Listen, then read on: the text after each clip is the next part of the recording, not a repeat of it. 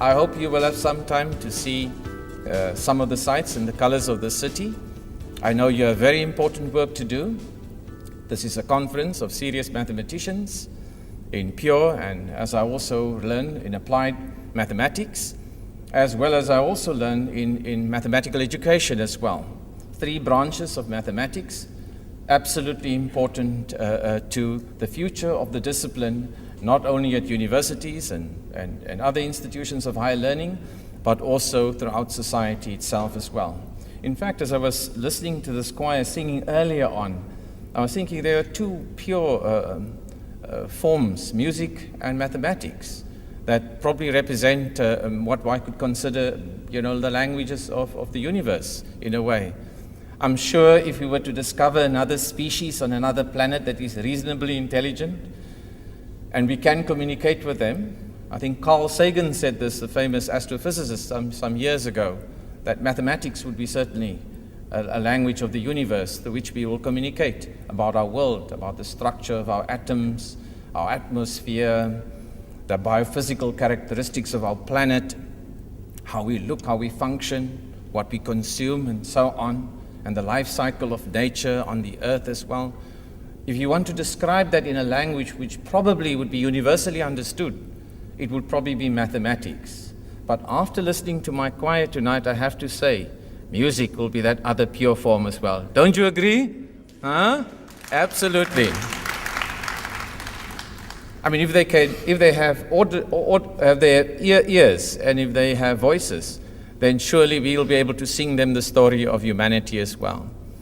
And when I look at the young people, they're all my students, I'm deeply proud and immensely hopeful that the future of this country is in the right hands. My generation, well, we've done our bit. We freed this country from the tyranny of authoritarianism and the apartheid system, but we failed to create the fruits of economic and social democracy. Huge inequalities are riving our society apart, as well as the rest of the world. Hopefully, these young people will find the solutions to those epic problems facing us as a human species. Massive population explosion, 7 billion people by the end of October this year. We consume vast amounts of resources, extracting them in a unilateral relationship with the earth. And we haven't figured out how to develop sustainable economies that can make sure that all our people on all the continents can be given a stake in society, in the economy itself, whilst preserving the natural habitat as well.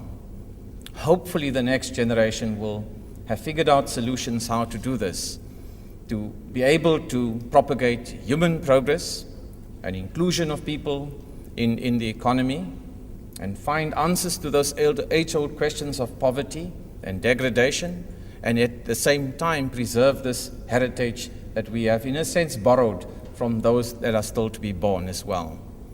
I hope as mathematicians you will also form part of that story, because without mathematics we will not be able to have science.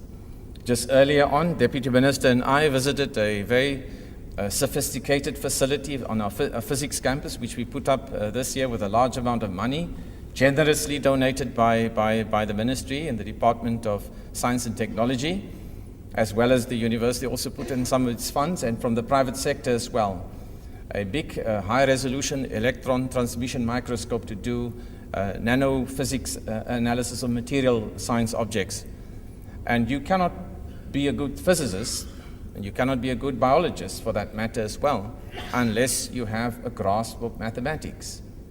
And so we have to figure out a way in which we can enchant young people from school level to be inspired like you were by the power and the magic of mathematics, both in its pure and applied forms, as well as also maths education, of course, in our schools, which Professor Olivier and others are, in fact, advocating as well.